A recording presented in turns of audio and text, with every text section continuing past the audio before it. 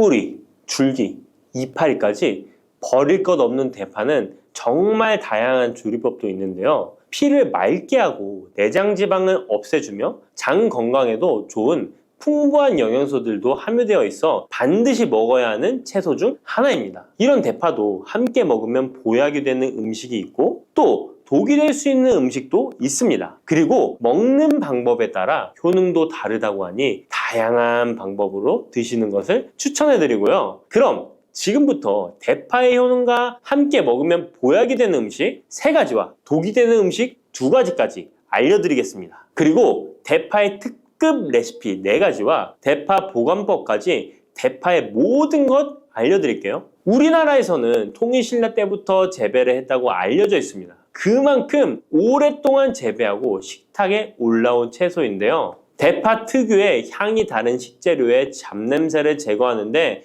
탁월한 효과가 있어서 생선이나 고기류의 냄새를 제거하는 향신료로도 많이 사용되고 있죠. 뿐만 아니라 물에 넣고 끓이게 되면 감칠맛이 좋아져서 다양한 육수와 채소를 만드는 데에도 빠지지 않고 들어가는 재료이기도 합니다. 이런 대파의 첫 번째 효능이 바로 내장 지방을 싹 빼준다는 것입니다. 대파에는 특유의 향과 알싸한 매운맛을 나게 하는 성분이 있는데요. 이 성분이 바로 황화알릴이라는 성분입니다. 이 황화알릴은 대파에 열을 가해 굽게 되면 프로필메르캅탄이라는 성분과 아조엔이라는 성분으로 변하게 되는데요. 대파를 구울 때 매운맛을 내는 성분은 휘발이 되어 없어지고 단맛이 나는 성분이 생성되는데 그 성분이 바로 프로밀메르캅탄입니다. 이 프로밀메르캅탄의 단맛 강도가 설탕 단맛의 강도보다 무려 50배나 강해서 대파의 단맛이 좋아지는 건데요. 정말 놀랍지 않나요? 근데 단맛 하면 당뇨가 있는 분들은 혈당이 많이 오를까봐 걱정되시잖아요. 이 성분은 설탕과는 달리 혈당을 오르게 하지 않아서 당뇨가 있는 분들도 전혀 부담 없이 드실 수 있는 단맛입니다. 또 열을 가하면 아조엔이라는 성분이 만들어진다고 했잖아요.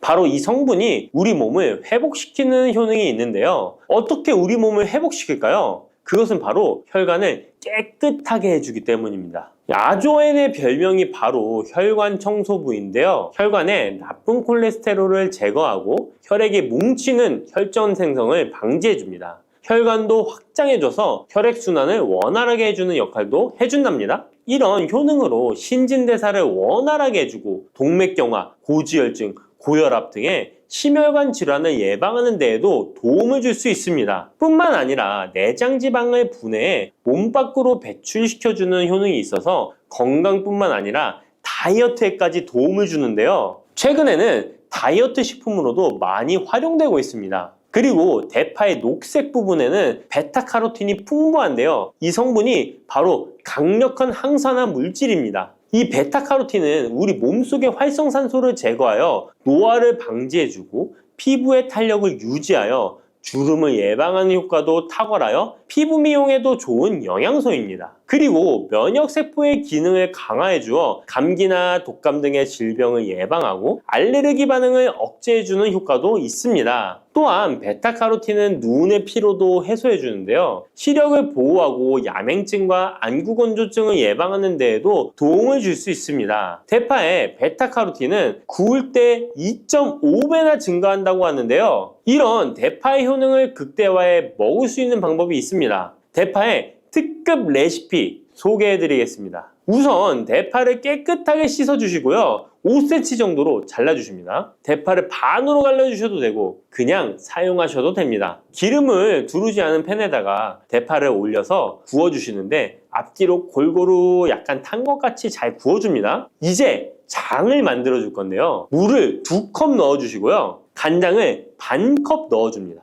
그리고 고춧가루와 참기름을 1스푼씩 넣어줍니다. 이렇게 넣고 한번 끓여주시고 다 끓고 나면 식초를 반스푼 넣어주시면 됩니다. 이렇게 만들어진 양념장을 구운 파를 넣은 그릇에 붓고 하루 정도 숙성시켜 드시면 됩니다. 물론 바로 드셔도 되지만 숙성시켜 드시면 더욱 맛있는 대파 요리를 드실 수 있습니다. 그리고 대파에서 대파의 뿌리는 특히 채소와 육수를 만들 때 많이 사용하는데요. 대파의 뿌리에는 알리신이라는 성분이 풍부하게 함유되어 있습니다. 이 알리신은 우리 몸을 따뜻하게 해주고 열을 올려주는 역할을 하고 혈액순환을 원활하게 해줘서 신경을 안정화시켜주기도 하는데요. 이렇게 신경을 안정시켜주는 효능으로 불면증도 완화해주어 잘 때 머리맡에 두고 주무시는 분들도 계십니다. 그리고 알리신은 몸에 열을 내주는 효능으로 기침 감기와 가래를 완화시켜주는 데 도움을 주며 항균, 항암 효과도 있어서 각종 바이러스와 암세포를 억제해 주어 암을 예방하는 데에도 탁월한 효능을 발휘합니다. 알리신은 지방을 분해하고 배출해줘서 다이어트에도 도움을 준다고 알려져 있습니다. 그리고 대파의 뿌리 부분에는 폴리페놀 성분이 많이 함유되어 있어 심혈관 질환 예방에 탁월한 효능이 있습니다. 식이섬유도 풍부하여 장 운동을 활성화하고 배변 활동을 도와 변비를 예방하고 숙변을 제거하는 효능도 있고요. 이런 대파 뿌리를 채소나 육수 만드실 때 말고는 특별히 많이 안 쓰는데요. 대파 뿌리의 특급 레시피를 하나 알려드릴게요. 그것은 바로 대파 뿌리 생강차입니다. 대파 뿌리와 생강을 함께 끓여서 차로 드시게 되면 기관지나 폐와 같은 호흡기의 염증을 제거해주고 무릎과 같은 관절의 염증도 제거해주어 관절 통증을 완화시켜줄 수 있습니다. 생강에는 진저롤, 쇼가올, 페로 화합물 등 다량의 항염증 성분들이 함유되어 있어서 우리 몸의 염증을 제거하는 데 탁월한 효능을 가지고 있습니다. 생강은 약재로서 오랫동안 사용되어 왔는데요. 최근에도 계속해서 새로운 효능이 발견되고 있을 정도로 약성이 아주 좋은 식품입니다. 최근 한 연구 결과에 따르면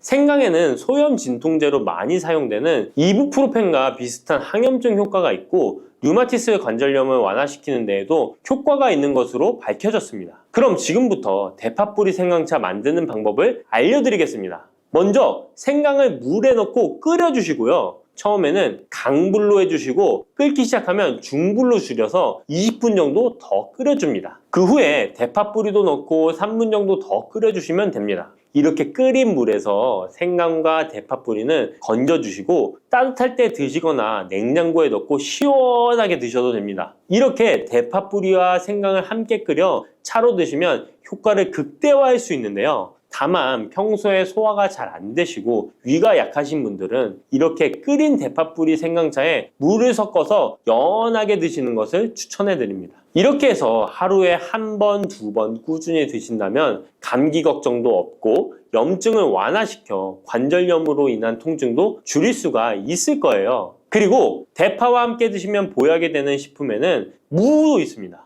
무를 말려서 무말랭이로 드시면 무의 좋은 성분들을 농축하여 드실 수 있다고 하는데요. 간단하게 다시 한번 알려드리자면 무를 드시면 기침과 가래를 멈추게 해주는 효능이 있고 소화를 잘 되게 해주며 혈관을 깨끗하게 해줘서 심혈관 질환에도 도움을 줄 수 있습니다. 또한 칼슘의 함량이 높아서 골다공증을 예방하고 뼈를 튼튼하게 만들어주죠. 그리고 해독작용도 뛰어나고 혈당을 조절해줘서 당뇨를 예방하는 데에도 도움을 줄 수 있습니다. 이렇게 좋은 물을 대파와 함께 드시면 그 효능이 극대화될 수 있는데요. 특히 혈액을 깨끗하게 해줘서 심혈관 질환을 예방하며 당뇨 또한 예방해 줄 수 있을 뿐만 아니라 당뇨 합병증을 완화시켜 주는 데에도 탁월한 도움을 받을 수 있습니다. 대파를 넣은 무말랭이 무침을 만들어 드시면 오독오독한 무말랭이 식감도 좋고 입맛도 돌게 하는 반찬으로도 정말 좋으니까 꼭 대파 무말랭이 무침도 만들어서 드셔보시길 바랍니다. 대파와 함께 드시면 보약이 되는 음식 세 번째는 바로 두부입니다.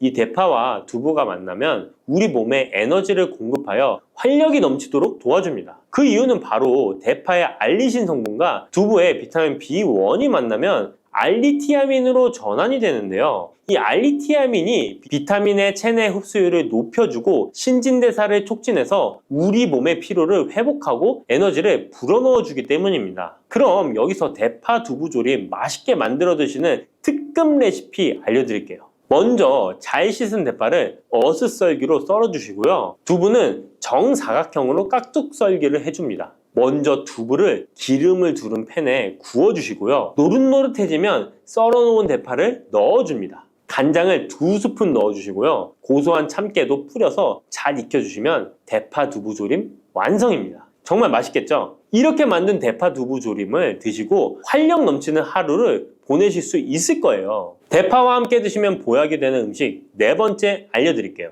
그것은 바로 대파 팽이버섯 부침입니다. 이 팽이버섯은 버섯 중에서도 버섯 키토산의 성분이 가장 많이 함유되어 있을 뿐만 아니라 식이섬유가 정말 풍부하게 함유되어 있는데요. 버섯 키토산은 혈액 속의 지방을 분해하고 콜레스테롤을 제거해 고혈압, 동맥경화, 심장병 같은 심혈관 질환을 예방할 뿐만 아니라 체내의 지방을 흡착하여 배출시켜 주어 내장 지방을 줄여주는 데에도 탁월한 효능이 있습니다. 또한 체내의 중금속의 배출을 돕고 간 건강을 돕는 효능도 있다고 알려져 있고요. 그리고 풍부한 식이섬유가 배변 활동을 도와서 숙변을 제거하는 데에도 큰 도움을 줍니다. 하지만 이 팽이버섯의 세포벽은 단단하기 때문에 그냥 드시게 되면 좋은 성분을 흡수하기가 힘든데요. 열을 가하게 되면 세포벽이 깨지면서 영양 성분의 흡수율을 높일 수 있습니다. 이런 팽이버섯과 대파를 함께 드시게 되면 내장 지방을 제거하고 혈관을 깨끗하게 하는데 탁월한 음식이 되는데요. 먼저 팽이버섯의 밑둥은 잘라버리시고요. 팽이버섯을 적당한 크기로 잘 썰어줍니다. 그리고 흐르는 물에 잘 씻어줍니다. 그리고 대파는 어슷썰기로 잘게 썰어주시고요. 적당한 용기에 계란을 풀어주세요. 팽이버섯과 대파를 넣어서 잘 섞어주고 소금 한 꼬집을 넣어 간을 해줍니다. 이제 잘 달궈진 팬에 기름을 두르고 부쳐주시면 됩니다. 정말 쉽죠? 그런데 이렇게 좋은 대파도 함께 드시면 안 되는 음식이 있습니다. 대파와 함께 드시면 안 되는 음식 첫 번째는 바로 꿀입니다. 대파와 꿀은 두 가지 다 몸에 열을 올려주는 효능이 있습니다. 한의학에서는 대파와 꿀을 함께 먹으면 위장에 탈이 나고 더부룩한 현상이 나타날 수 있다고 하는데요. 대파와 꿀을 함께 먹으면 위에서 소화액 분비를 억제하여 소화불량을 유발할 수 있기 때문인데요. 또한 꿀은 알레르기 반응을 일으킬 수 있는데 대파와 함께 먹으면 알레르기 반응이 더 악화될 수 있다는 것을 알아두시면 좋고요. 꼭 기억하셔서 대파와 꿀은 함께 드시지 않기를 추천합니다. 또 대파와 함께 드시면 안 되는 음식은 미역입니다.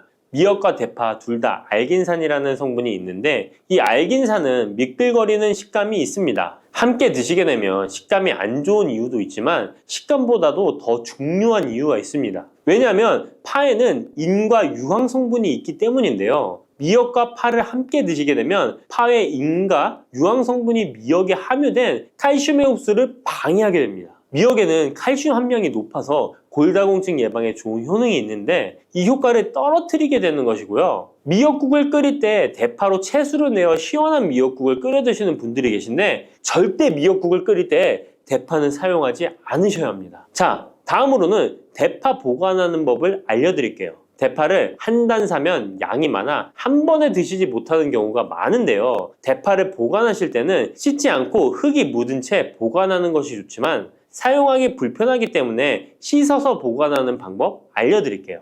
우선 잘 씻은 대파를 줄기와 잎부분으로 나눠 잘라주시고요. 물기를 제거하고 키친타올을 넣은 지퍼백에 줄기와 잎부분을 나눠 담아 냉장고에 보관해 주시면 됩니다. 이렇게 하시면 2주에서 3주 정도는 보관 가능하시고요. 더 장기간 보관하시려면 냉동을 하시면 되는데 냉동 보관하시려면 대파를 사용하기 원하는 크기대로 잘라서 지퍼백에 넣어 냉동하시면 됩니다. 이렇게 하시면 냉동된 대파를 꺼내서 요리하실 때 바로 사용하실 수 있을 겁니다. 마늘이 몸에 좋다는 사실은 너무도 잘 알고 계시죠?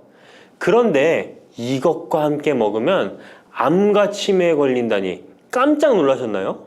아무리 몸에 좋은 마늘이지만 함께 먹으면 오히려 몸에 독이 되는 음식들도 있습니다. 그리고 마늘은 생마늘, 구운 마늘, 찐마늘, 절인 마늘, 흑마늘 등 먹는 방법이 다양하잖아요. 이렇게 먹는 방법에 따라서도 우리 몸에 주는 효능이 다르답니다. 여기서 잠깐! 마늘 껍질은 대부분 먹지 않고 버리시잖아요. 마늘 껍질 오늘부터 절대 버리지 마시기 바랍니다. 마늘 껍질을 왜 먹어야 하는지 그리고 어떻게 먹어야 하는지 알려드릴게요. 자, 그럼 마늘과 절대 함께 드시면 안 되는 음식과 마늘과 함께 드시면 좋은 음식, 그리고 마늘과 마늘 껍질의 효능까지 마늘에 대한 모든 것을 알려드릴게요. 마늘은 정말 우리나라 사람들이 좋아하는 식재료인데요. 한국농촌경제연구원이 발표한 자료에 의하면 우리나라 1인당 1년 동안 마늘 소비량이 7kg인데요. 놀라지 마세요. 세계 평균이 0.8kg이랍니다. 우리나라 사람들이 마늘을 정말 많이 먹고 있죠. 마늘을 많이 먹는다는 것, 그만큼 건강한 식단을 먹고 있을 가능성이 높은 건 사실이지만 먹는 방법에 따라 오히려 독이 될 수도 있습니다. 여기서 마늘과 절대 함께 먹으면 안 되는 음식 첫 번째는 바로 빵입니다. 마늘빵 아시죠? 마늘이 발라져 있어 달콤 쌉싸름한 마늘 맛도 나고 향긋한 향도 좋아 즐겨 먹게 되는데요. 마늘이 있어서 몸에도 좋은 빵이라고 착각하고 즐겨 드실 수 있는데요. 마늘빵은 절대 드시면 안 됩니다. 왜냐하면 빵의 재료인 밀가루는 탄수화물이 주 성분인데요. 밀가루의 고탄수화물은 소화 과정에서 당으로 분해되고 혈당 지수를 급격히 올리게 되며 이때 인슐린의 분비가 과도하게 됩니다. 이런 현상이 반복되게 되면 체내의 인슐린 저항성이 높아지고 췌장을 망가뜨려 당뇨를 유발할 수 있는 것입니다. 그리고 이 당은 몸에 흡수되면서 지방으로 변하고 쉽게 살이 찌게 되어 비만을 야기할 수 있습니다. 밀가루 빵을 만들면 글루텐이라는 단백질이 생성되는데 이 글루텐은 소화불량, 복통, 변비 등 증상을 유발할 수 있습니다. 이뿐만 아니라 글루텐이 몸에 들어오면 장에서 에소루핀이라는 성분이 만들어지게 되는데 이 에소루핀은 중독성이 강해 밀가루 중독을 일으켜 빵 같은 밀가루를 과다 섭취하게 만든다는 것입니다. 마늘이 아무리 좋은 성분으로 항암작용, 항염증 작용을 한다고 해도 마늘빵으로 드신다면 아무 소용이 없는 것입니다. 그러면 마늘은 어떻게 먹어야 마늘의 효능을 극대화할 수 있을까요? 마늘은 생으로 드실 때도 물론 좋지만 익혀서 드실 때 더욱 좋습니다. 몸에 보약이 되는 마늘 먹는 법, 첫 번째는 마늘밥입니다. 국립농업과학원에 따르면 마늘의 S-알리시스테인 함량을 조리법에 따라 조사한 결과 생마늘일 때 S-알리시스테인 함량이 2.77mg 정도 되었고 삶기 시작한 후 30분이 지나면 4.92mg이 되었으며 1시간이 지났을 때 9.16mg으로 생마늘에 비해 무려 4배 이상이 많아진다고 했습니다. 뿐만 아니라 121도의 온도에서 1시간 동안 마늘을 쪘을 때 S-알리시스테인 함량이 50.24mg으로 생마늘보다 18배 정도 높았다고 연구 결과를 발표했습니다. 따라서 마늘을 드실 때는 1시간 이상 끓여서 드시는 것이 좋은데요. 이런 방법이 번거로워 추천드리는 방법이 바로 마늘밥입니다. 밥을 할 때 마늘을 넣는데요. 1인분에 마늘 3, 4알 정도씩 넣어서 밥을 하시면 됩니다. 현미가 있다면 현미를 넣은 마늘밥을 하시면 더욱 좋은데요. 현미 속에는 티아민이라는 성분이 있는데 마늘의 S-알리시스테인과 현미의 알리티아민 두 가지 성분을 모두 섭취하여 항암 효과뿐만 아니라 피로회복, 근육통 완화에도 좋은 밥이 되는 것입니다. 그럼 마늘밥을 하기 위해 마늘을 까고 나면 껍질은 어떻게 하셨나요? 버리셨나요? 오늘부터는 절대 버리지 말기 바랍니다. 마늘에 효능하면 첫 번째로 생각나는 것이 아마도 항암 효과일 거예요. 그런데 마늘 껍질을 통해 엄청난 항암 효과를 누릴 수 있는데요. 우리나라 연구진에서 연구한 결과 마늘 껍질을 70% 에탄올 용매로 반복 추출해서 만든 마늘 껍질 추출물이 암 예방 효과에 탁월한 효능이 있다고 발표되었습니다. 특히 유방암, 위암, 간암, 대장암, 폐암, 세포뿐 아니라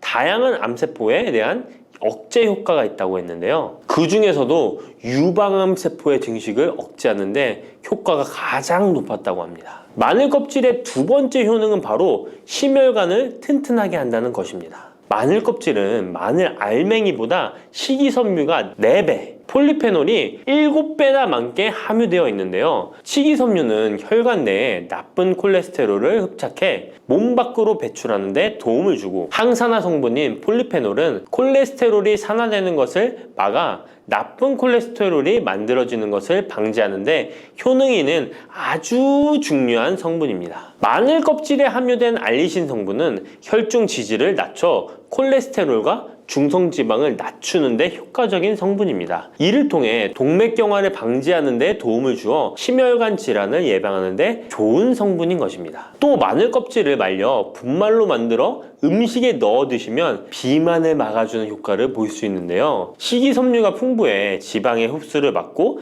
나쁜 지방을 배출하는 데에도 탁월한 효능이 있습니다. 뿐만 아니라 체내 지방의 대사를 촉진하여 지방 분해가 빠르게 일어나 체지방을 제거하는 데 아주 효과적입니다. 그리고 마늘 껍질 분말로 드시는 방법 말고 차로도 드시는 방법이 있는데요. 마늘차 우리는 법을 알려드릴게요. 마늘 껍질을 깨끗하게 씻어 말린 다음에 기름을 두르지 않은 팬에 마늘 껍질을 넣고 볶아주어 수분을 없애줍니다. 이렇게 하는 이유는 수분을 없애는 것도 있지만 마늘 껍질을 열을 가하게 되면 항산화 성분인 폴리페놀과 플라보노이드 성분이 증가하기 때문입니다. 이렇게 수분을 없앤 마늘 껍질을 냉동실에다 보관하셨다가 드실 때 끓는 물에 소주 반 컵을 넣고 물 1리터, 마늘 껍질 15g 정도 넣고 끓여주시면 됩니다. 이렇게 끓인 마늘 껍질 차를 따뜻하게 드셔도 되고 냉장고에 넣어 시원하게 드셔도 괜찮습니다. 마늘이 몸에 좋다고 해서 꿀에 마늘을 재워 드시는 분 계시잖아요. 물론 꿀마늘이 몸에 좋은 분들도 계시지만 꿀과 마늘은 절대 함께 드시면 안 되는 음식입니다. 식품 비방이라는 문헌에 보면 꿀과 마늘은 함께 먹으면 안 된다라고 적혀 있는데요. 그 이유는 꿀과 마늘은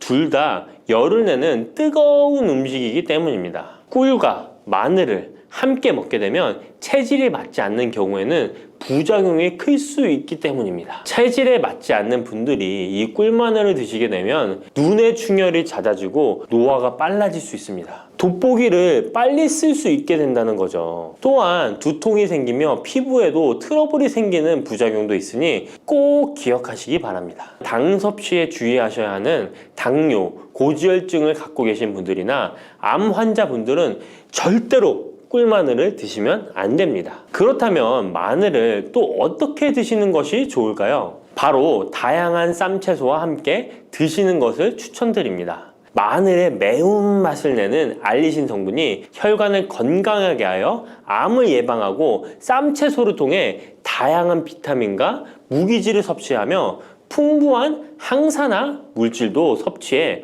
활성산소를 제거하고 혈관을 깨끗하게 해 노화를 방지하고 활력이 넘치는 건강한 몸이 될 수 있는 것이죠. 그런데 마늘을 반찬으로 만들어 드실 때 절대 드시면 안 되는 것이 있습니다. 그것은 바로 마늘장아찌입니다. 아니, 마늘장아찌가 왜? 라고 의문이 생기는 분들이 계시죠? 모든 마늘장아찌가 안 된다는 것이 아니라 설탕이 많이 들어간 마늘장아찌는 만들어 드시면 안 됩니다. 시중에 판매되는 마늘장아찌에는 설탕이 많이 들어가 있을 가능성이 높으니 절대 드시지 않기를 바랍니다. 몸에 좋은 마늘도 설탕과 함께 먹으면 오히려 독이 되는데요. 설탕이 많이 함유된 마늘장아찌를 드시게 되면 혈당이 급격하게 오르고 인슐린 저항성이 높아지며 혈액 속에 중성지방이 많아져 혈액을 끈적하게 만들게 됩니다. 또한 설탕을 많이 섭취하게 되면 뇌에서 기억력을 담당하는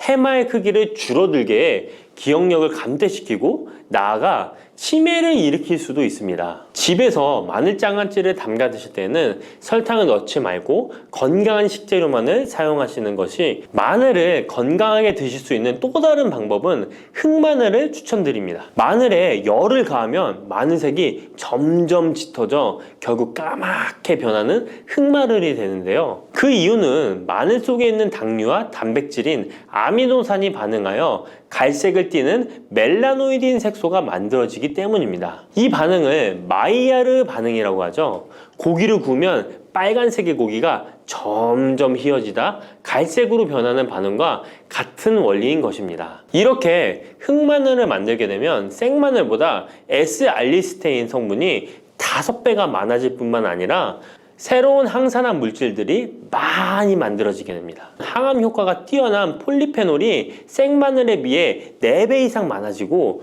위액 분비를 촉진해 소화를 잘 되게 하는 효능도 있으니 잊지 마시고 흑마늘을 만들어 주시기 바랍니다. 마늘은 또 요리할 때 많이 사용하는 재료인데요. 마늘을 얇게 썰어 기름에 튀긴 마늘 튀김을 절대 드시면 안 됩니다. 기름에 마늘을 튀기면 마늘 향도 좋고 마늘의 매운맛은 없어지고 단맛은 좋아져 남녀노소 좋아하는 식재료가 되는데요. 뜨거운 기름에 튀긴 마늘은 우리 몸에 좋은 항산화, 항암 물질들을 파괴하고 몸에 안 좋은 탄수화물만 남은 음식이 됩니다. 마늘을 튀길 때 사용하는 기름은 오메가6 지방산이 많은 식용유를 사용하게 되는데요. 이런 기름을 많이 먹게 되면 몸 안에 지방산 불균형이 일어나 염증 수치가 높아질 수 있습니다. 튀긴 마늘을 섭취하게 되면 당 독소 또한 높아져 결국 우리 몸에 인슐린 저항성이 높아지는 악영향을 주는 것이죠. 만약 기름에 튀긴 마늘을 드시고 싶다면 한 가지 방법이 있는데요. 그것은 올리브유를 사용하시고 불을 오래 가열하지 말고 살짝만 가열하여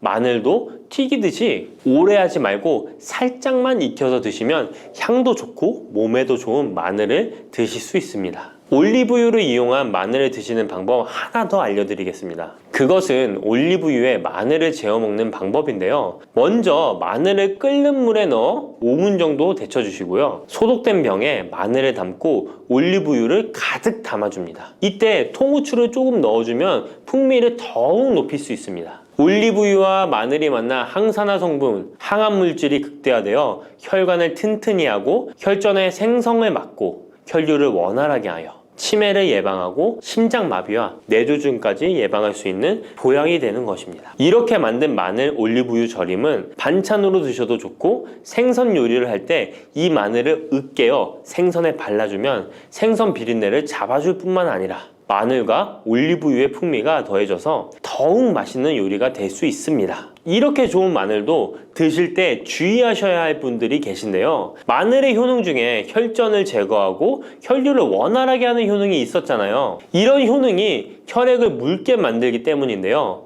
와파린, 아스피린 같은 혈전 용해제를 복용하시는 분들이 마늘을 많이 드시게 되면 상처가 났을 때 피가 잘 멈추지 않을 수 있으니 주의하시기 바랍니다. 평소 위염이나 위궤양이 있어서 위가 안 좋으신 분들은 마늘에 알리신 성분이 위 점막을 자극하여 증상이 악화될 수 있으니 주의하시기 바랍니다. 그리고 과민성 대장 증후군이 있는 분들도 마늘을 많이 드시게 되면 복통이 일어날 수 있으니 마늘은 조금만 드시길 바랍니다. 따뜻한 생강차 한 모금이 생각이 많이 나는데요.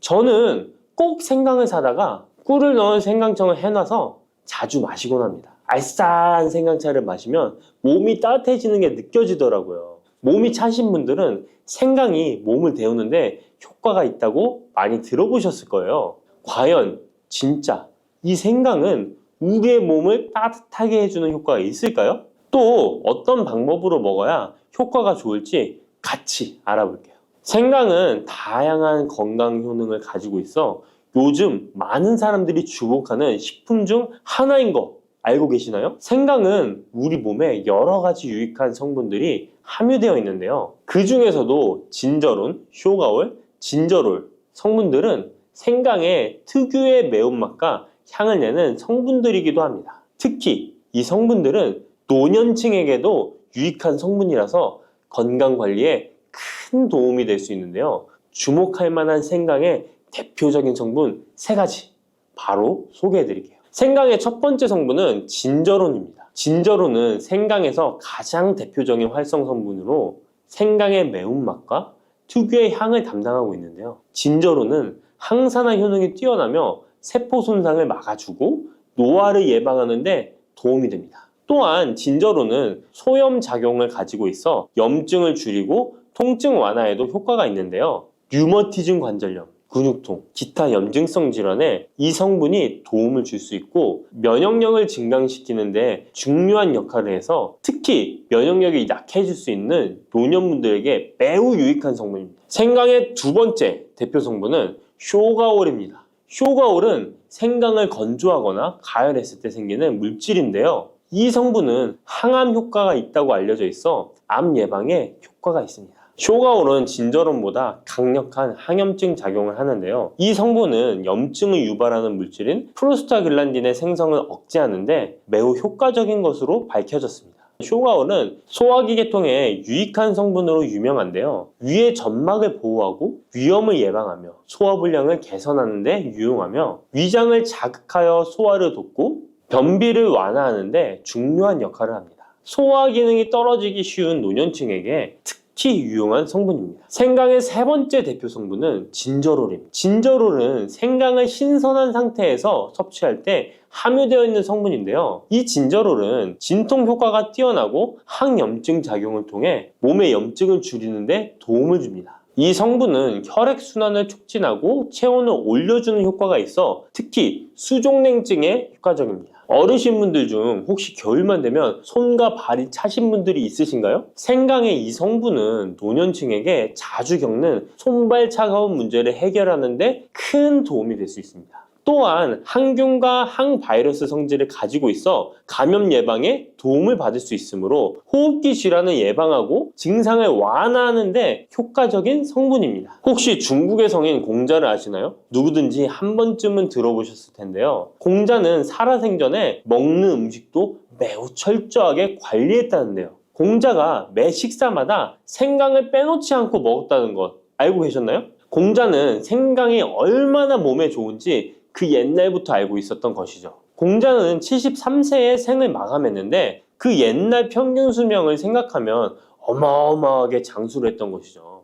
이렇게 건강에 좋은 생강이 왜 그렇게 좋은지, 생강이 이 우리 건강에 어떤 도움이 되는지 4가지 주요 효능을 소개해 드릴게요. 생강의 효능 첫 번째는 면역력 강화입니다. 서울대 노화연구소에서 꼽은 면역력에 좋은 식품 3가지 안에 이 생강이 포함되는 거 알고 계셨나요? 생강에는 아까 소개해드렸던 3가지 성분 진저론, 쇼가올, 진저롤이 포함되어 있어 면역력을 강화하는 데 매우 효과적입니다. 특히 항염증 효과가 뛰어나 몸의 염증을 줄여주고 면역 체계가 더 강하게 작동하도록 도와주는데요. 면역력이 떨어지기 쉬운 노년층에게는 자주 섭취하는 것이 좋은 식품입니다. 생강을 꾸준히 섭취하면 감기나 각종 질병에 걸리는 확률을 낮출 수 있다는 거 잊지 마세요. 생강의 두 번째 효능은 항산화 효과입니다. 미국 국립암연구소가 꼽은 항산화 식품 1등급인 생강은 진저론과 쇼가올 같은 성분이 포함되어 있는데요. 이 성분들은 강력한 항산화 효과를 가지고 있으며 이 항산화 물질은 우리 몸에서 자유라디칼이라는 유해 물질을 제거해 주어 노화, 염증, 심혈관 질환과 각종 질병을 예방하는 데 중요한 역할을 합니다. 특히 생강은 세포의 산화 스트레스를 줄이고 피로 회복과 노화 방지에 효과적이어서 건강한 노년을 위해 꼭 필요한 식품이라고 할 수 있죠. 생강의 세 번째 효능은 바로 수족냉증 완화입니다. 수족냉증은 특히 노년층에게 흔하게 나타나는 증상 중 하나인데요. 손발이 차가워지고 특히 겨울철에 더 불편함을 겪는 분들이 많으시죠. 생강은 혈액순환을 촉진시켜주는 효과가 있어 수족냉증을 완화하는 데 탁월합니다. 생강의 진저롤 성분이 체온을 높여주고 혈관을 확장시켜서 손발이 따뜻해지는 데 도움을 줍니다. 또한 한의학에서는 생강이 몸의 찬 기운을 밖으로 내보내주고 또 몸 안에 열을 발산해주는 효능이 있다고 유명한데요. 우리 옛 조상부터 이 생강이 몸을 따뜻하게 해주는 효과가 있다는 것을 알고 있었던 것이죠. 생강의 4번째 효능은 소화불량 개선입니다. 예전처럼 많이 먹지도 않았는데 속이 더부룩하신 분들 많이 계시죠. 소화불량은 나이가 들면서 자주 겪게 되는 문제인데요. 생강은 소화불량을 개선하는데 매우 효과적입니다.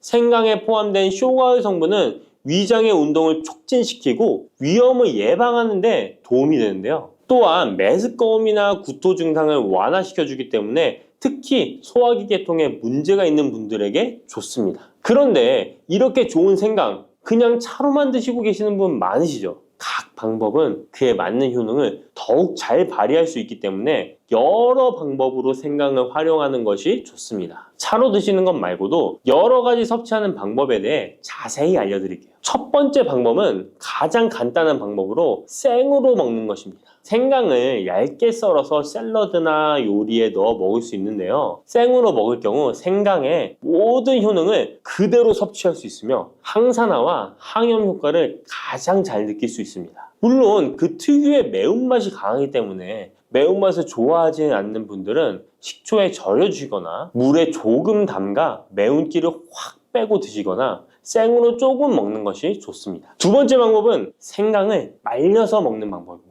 생강을 건조해서 차나 국물에 넣어 먹을 수 있는데요. 볕이 잘 들고 통풍이 잘 되는 곳에 말리셔도 되고 아니면 음식 건조기에 넣고 말리셔도 됩니다. 말린 생강은 소화 기능을 더욱 돋고 소염작용을 강화하는 데 효과적입니다. 또한 말린 생강은 장시간 보관이 가능하고 생강의 매운맛이 부드럽게 중화되어 편하게 섭취 가능한데요. 체온을 높여주는 효과가 있어 겨울철에 특히 유용합니다. 차로 끓여 마시면 몸을 따뜻하게 해주고 피로 회복에도 도움이 됩니다. 세 번째 방법은 생강을 가루로 내서 먹는 방법입니다. 생강가루는 다양한 요리에 활용할 수 있고 특히 음료나 디저트에 넣어 먹기에 좋은데요. 혹시 진저맨 쿠키라고 들어보셨나요? 크리스마스에 자주 보이는 쿠키인데요. 외국에서는 진저맨 쿠키라고 쿠키 반죽에 생강가루를 넣어 겨울철 생강을 먹기 싫어하는 아이들에게 주는데요. 이렇게 가루 형태로 만들게 되면 생강의 매운맛을 부드럽게 즐길 수 있고 물에 타서 마시거나 다양한 요리에도 넣어 드실 수 있고 또한 소화 기능을 돕고 약간의 진통 효과까지 누릴 수 있습니다. 그냥 생강만 드시게 되면 너무 맵다고 하시는 분들 있으신가요? 혹시 생강의 향이 너무 강해서 조금 옅게 드시고 싶은 분도 있으실 텐데요. 그런 분들은 주목해 주세요. 생강과 잘 어울리는 식품 몇 가지 소개해 드릴게요. 생강과 잘 어울리는 식품 첫 번째는 레몬입니다. 레몬과 생강은 궁합이 아주 좋은데요. 레몬은 비타민C가 풍부해서 면역력 강화에 도움을 주고 생강은 항산화 작용을 하는데요. 두 가지를 함께 섭취하면 서로 효과가 극대화돼서 특히 감기 예방에 탁월합니다. 또한 레몬은 소화 촉진에 도움을 주며 생강도 소화불량 개선에 뛰어난 효능이 있는데요. 이 둘을 함께 드시면 소화 기능이 개선되고 면역력 강화와 항산화 효과까지 배가 된다는 것 잊지 마세요. 생강과 레몬은 레몬 생강차나 레몬과 생강을 함께 넣은 샐러드로 드시는 것을 추천드립니다. 생강과 궁합이 좋은 식품 두 번째는 강황입니다. 강황은 생강과 함께 먹으면 항염증, 항암, 면역력 증진 효과가 매우 강력해지는데요. 강황의 주성분인 커큐민은 항염증과 항산화 작용이 뛰어나 생강의 진저론, 쇼가올, 진저롤과 함께 염증을 줄이고 세포 보호 효과를 극대화할 수 있습니다.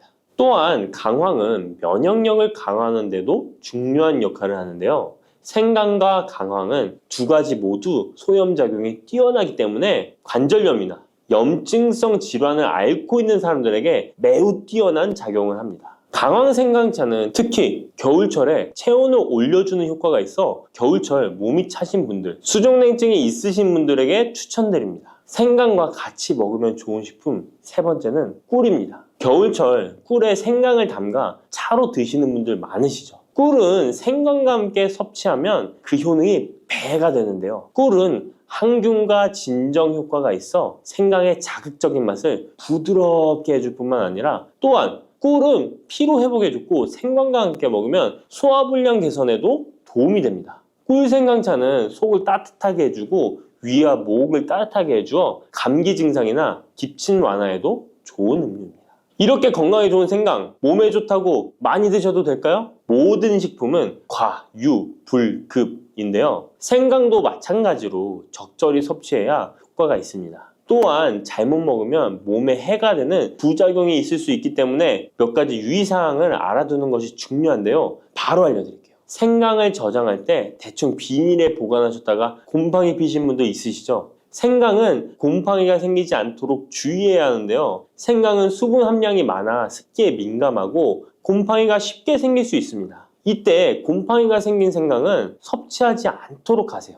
생강에 핀 곰팡이는 미코톡신이라는 독소를 생성하는데요. 일부 미코톡신은 인체에 매우 유독해 간과 신장, 면역체계에 심각한 손상을 줄 수 있습니다. 생강의 일부분만 곰팡이가 생겨도 이 독이 생강 전체에 퍼질 수 있어 곰팡이 핀 생강은 아깝더라도 전체 다 버리셔야 한다는 거 잊지 마세요. 곰팡이가 피지 않도록 생강을 보관할 때는 통풍이 잘 되는 곳에 보관하고 습기가 많은 곳은 피하는 것이 좋습니다. 생강은 많은 효능을 가지고 있지만 과다 섭취할 경우 부작용이 있을 수 있는데요. 너무 많이 지나치게 먹으면 속이 쓰리거나 위염이나 위장장애를 일으킬 수 있습니다. 하루에 2에서 3g 정도로 섭취하는 것이 적당하며 위장에 민감한 분들은 조금 더 적은 양을 섭취하는 것이 좋다는 것 기억하세요. 고소한 호두 좋아하시는 분 많으시죠? 호두는 그 자체로도 훌륭한 간식이지만 저는 특히 커피와 먹는 것을 좋아하는데요. 이렇게 맛도 좋고 건강에 이롭다고도 잘 알려진 호두, 혹시 그냥 막연하게 몸에 좋다고만 알고 있지는 않으신가요? 호두는 견과류의 일종으로 기원전 7000년 전 고대부터 인류가 친숙하게 섭취해온 식품인데요. 인류가 이렇게 오래전부터 호두를 섭취해왔다니 놀라신 분 계신가요? 이렇게 호두는 아주 옛날부터 인류에게 많은 영양소를 제공해 주었는데요. 호두에는 단백질, 비타민, 미네랄 등 여러 가지 영양소가 풍부하게 들어있다는데 이렇게 풍부한 영양소가 함유된 호두가 주는 몸에 이로운 점 바로 소개해 드릴게요. 첫 번째 호두의 놀라운 효과는 바로 노화 방지입니다. 호두에는 폴리페놀과 비타민 E 같은 강력한 항산화 물질이 풍부하게 들어있다는 사실 알고 계셨나요? 호두에는 폴리페놀과 비타민 E 같은 항산화 물질이 다량 함유되어 있는데요. 항산화 물질은 체내 유해산소를 제거하고 세포 손상을 방지하는 역할을 해주는데 노화 방지와 관련이 깊은 성분으로 피부 건강을 유지하고 노화 과정을 늦추는 데 도움이 되죠. 또한 항산화 물질은 면역력 향상에도 도움을 주어 감기나 질병에 대한 저항력을 키워주는데요. 자유라디칼은 우리 몸의 세포를 손상시켜 노화와 관련된 여러 질병을 일으킬 수 있는데 호두에 함유된 항산화 물질은 자유라디칼로부터 세포를 보호하여 세포 노화를 늦추는데 중요한 역할을 해준답니다. 또한 호두의 풍부한 오메가3 지방산은 피부 건강에 많은 도움이 되는데요. 오메가3는 피부 탄력을 유지하고 피부에 수분을 보충해 주는데 꼭 필요한 성분이죠. 특히 피부가 노화되면서 생길 수 있는 주름과 피부 처짐을 예방하는데 매우 도움이 된답니다. 두 번째 호두의 놀라운 효능은 바로 뇌 건강 유지입니다. 호두의 외형이 뇌를 닮아 예로부터 뇌에 좋다고 잘 알려져 있는데요. 외형만 닮았다고 뇌에 좋다는 것이 아닌 것 알고 계시죠? 호두에는 오메가3 지방산이 풍부하게 들어있습니다. 오메가3는 주로 생선에서 많이 발견되는 성분으로 알려져 있지만 호두에도 그만큼 많은 양이 들어있죠. 해외 알츠하이머 저널에서는 호두가 산화 스트레스와 염증을 줄여주므로 알츠하이머 발병과 진행을 늦추거나 위험을 줄여준다는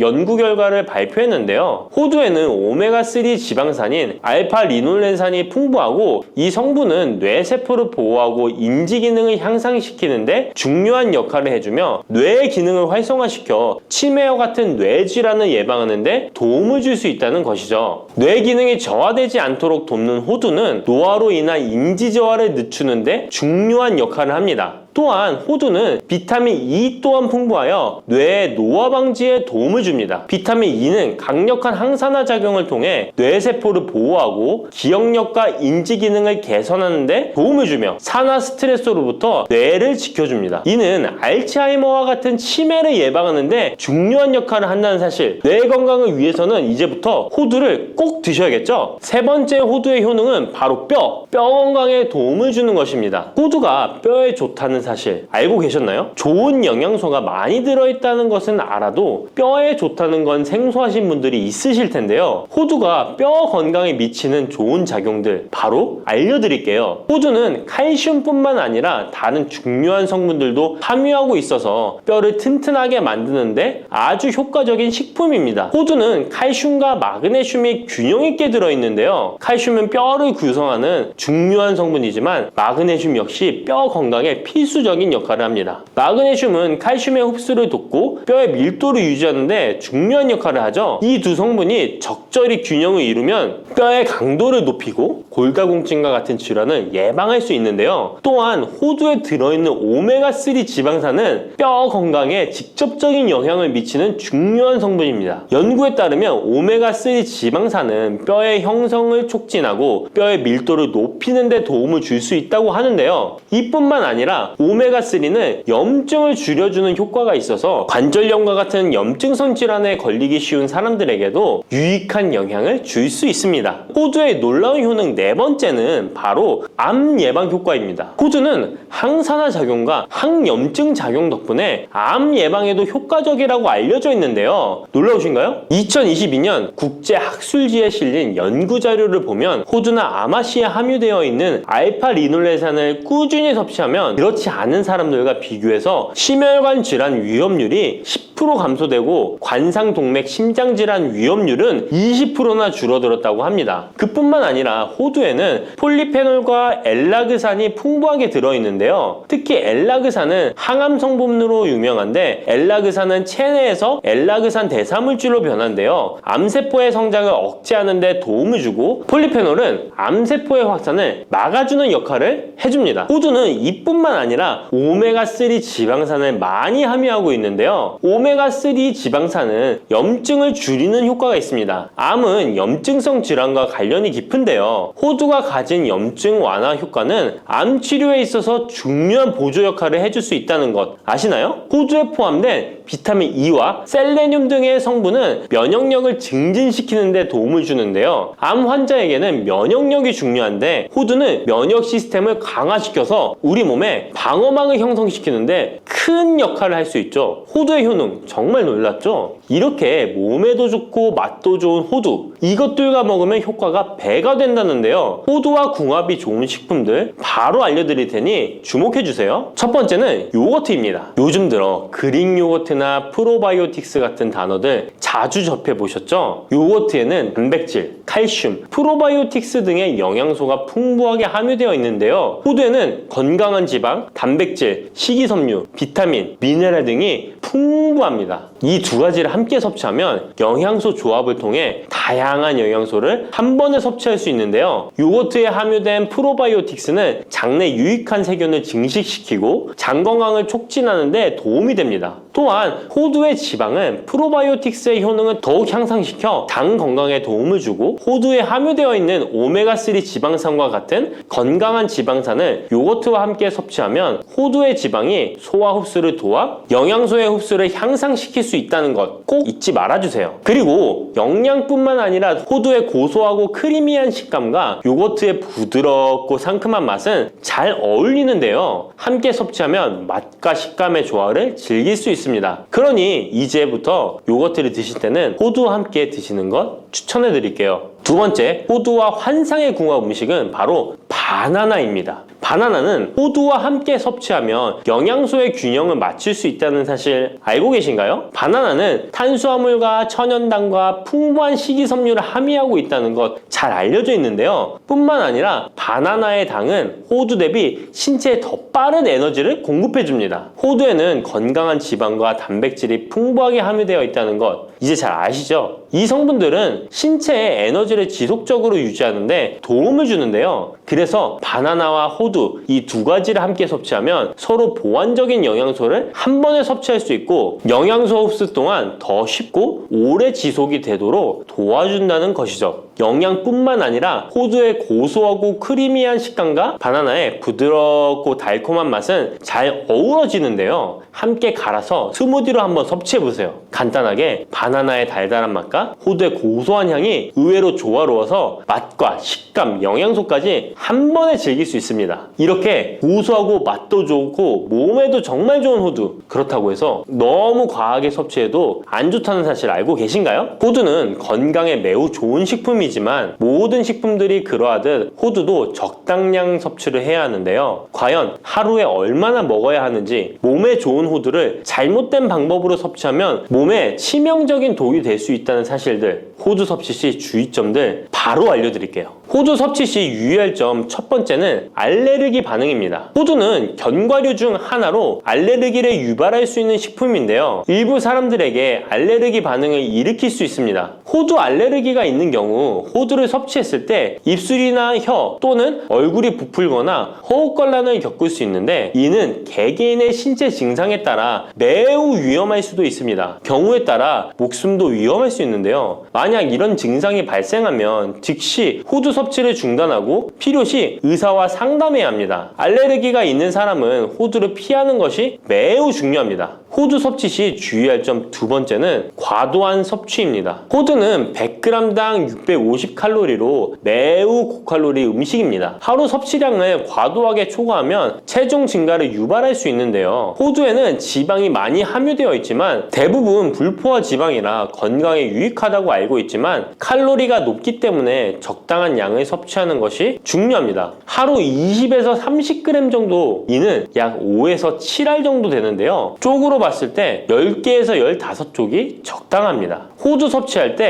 꼭 기억해 주세요. 호두 섭취 시 유의할 점 세 번째는 변질이 일어난 호두 섭취입니다. 호두와 같은 견과류는 지방이 많아서 산패가 쉽게 일어날 수 있는데요. 특히 호두에 포함된 불포화 지방산은 산화되기 쉬운데 산화가 진행되면 지방의 구조가 변형됩니다. 산화된 지방은 체내에서 염증을 일으키고 혈관에 손상을 줄 수 있다는 무서운 사실 알고 계신가요? 이뿐만 아니라 산화된 지방은 심혈관 질환까지 유발할 위험이 있습니다. 또한 호두가 산패되면 아크릴아마이드라는 유해 물질이 생성될 수 있는데요. 이 물질은 발암성 물질로 알려져 있으며 이렇게 산패된 호두를 장기적으로 섭취 시 암 위험을 증가시킬 수 있습니다. 그럼 산패되어 변질이 일어난 호두는 어떻게 알 수 있을까요? 산패된 호두를 구분하는 방법 쉽게 바로 알려드릴게요. 먼저 색상을 보는 것입니다. 신선한 호두는 갈색 또는 황금빛을 띠는데 산패된 호두는 색이 어둡게 변하고 부패한 느낌이 들 수 있습니다. 또 산패된 호두는 비린내나 신냄새가 날 수 있으나 신선한 호두는 자연스러운 고소한 향이 납니다. 또한 맛이 다른데요. 신선한 호두는 고소한 맛인 반면 산패된 호두는 맛이 매우 씁쓸하거나 오래된 기름향이 나고 썩은 것 같이 매우 불쾌한 맛이 난답니다. 이러한 호두를 골랐다면 산패되지 않게 보관하는 방법도 중요한데요. 호두는 잘못 보관하면 쉽게 산패되기 때문에 주의가 필요합니다. 호두는 원래의 껍질을 유지하는 것이 좋은데요. 껍질을 벗기지 않고 보관하면 외부에서의 영향을 줄일 수 있어서 오래 신선하게 유지됩니다. 하지만 호두를 먹을 때마다 까야 되는 번거로움 때문에 이미 까진 호두를 많이 구입하잖아요. 이런 호두는 공기와 빛에 노출되면 산패가 촉진되기 때문에 공기와의 접촉을 최소화하는 것이 중요한데요. 그래서 밀봉할 수 있는 용기에 담아서 보관하거나 진공 밀봉팩을 사용하는 것이 좋습니다. 호두는 온도와 습도에 민감해서 서늘한 냉장고에 보관하는 것이 가장 좋습니다. 이미 껍질을 벗긴 호두는 쉽게 산패할 수 있으니까 냉장 보관이 필수적이라는 것 잊지 마세요.